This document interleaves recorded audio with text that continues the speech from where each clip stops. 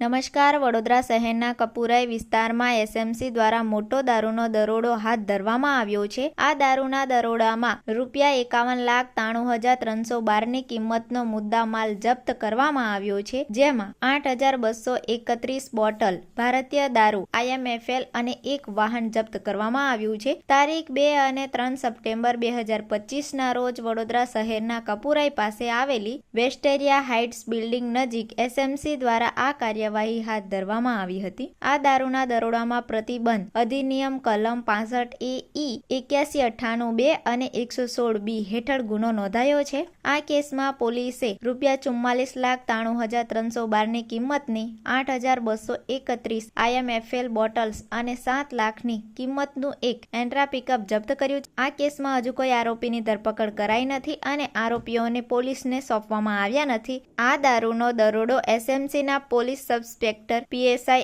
RG Vasava દ્વારા કરવામાં આવ્યો છે. કપુરાઈ પોલીસ સ્ટેશન દ્વારા આ મામલે વધુ તપાસ હાથ ધરવામાં આવી છે. વોન્ટેડ આરોપીઓની શોધખોળ માટે પોલીસે ટીમો ગોઠવી છે.